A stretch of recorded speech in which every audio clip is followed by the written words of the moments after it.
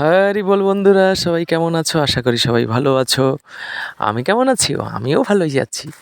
তো আজ এক জায়গায় আমরা যাব, কারণ আজকে জগন্নাথ দেবের স্নান যাত্রা। তো জগন্নাথ দেবের স্নান যাত্রা উপলক্ষে আমরা যাব আজকে হবিবপুর ইস্কন মন্দিরে।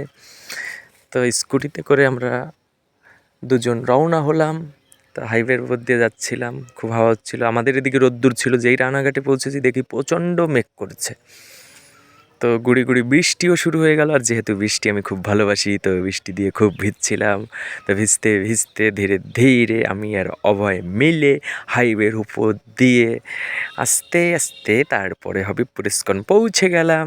তো দেখতে পাচ্ছ আমরা ইস্কনে পৌঁছে গেছি। ইস্কন মন্দিরটা কেমন তোমাদের এখন দেখাবো।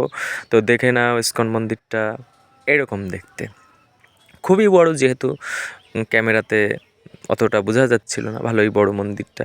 পাশে জগন্নাথ দেবের মহাপ্রসাদ পাওয়া যায়, কিনে এখান থেকে মহাপ্রসাদ নিয়ে যেতে পারো সবাই বাড়ি।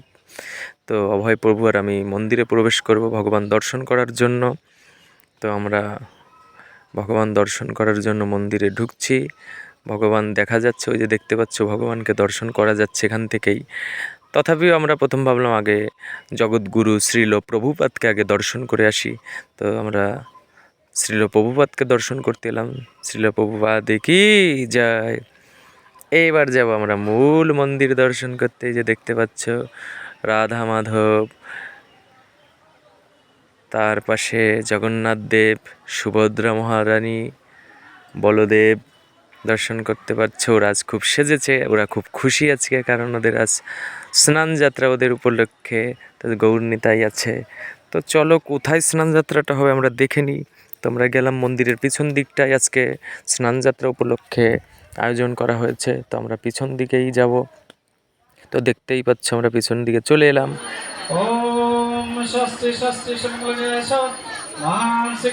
এখানে বৈদিক মন্ত্র উচ্চারণ করা হচ্ছে। জগন্নাথকে স্নান করানোর আগে বৈদিক মন্ত্র উচ্চারণ করা হয়।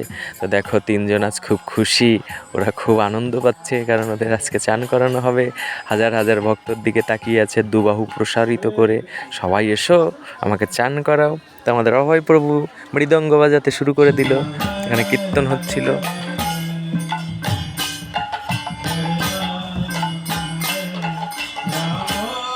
ও খুব ভালো মৃদঙ্গ বাজায়, আমাদের চাকদার এখানের সেরা মৃদঙ্গ বাদক ও। কেউ যদি মৃদঙ্গ শিখতে চাও তো আসতে পারো। আমি বসেছিলাম, আমার পাশেই ছিল কঙ্কন। তো দেখতে পাচ্ছ কঙ্কন বসে আছে আমার পাশে। কঙ্কন খুব ভালো ছেলে, তার পাশে ওর বাবা বসা। তো আনন্দ প্রভু আজকে আমাদের কীর্তন করছে। দেখতে পাচ্ছ খুব আনন্দ দেয় প্রভু, কীর্তন করে খুব সুন্দর, নন্দ দুলাল প্রভু, আনন্দ প্রভু বলি আমি। তো আমি প্রভুর সঙ্গে আমি একটু দোহারকি দিচ্ছিলাম।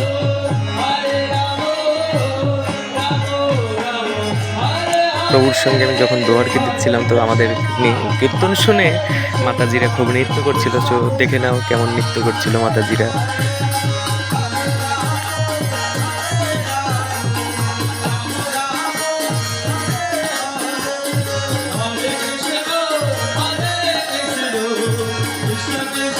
আমরা কীর্তন করছিলাম এবং মাতাজিরা নৃত্য করছিল।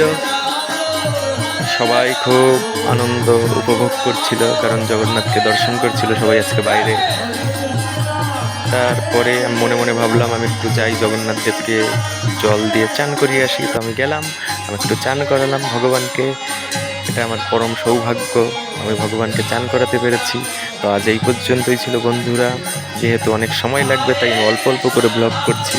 তো আবারই তাড়াতাড়ি দেখা হবে। Bye bye.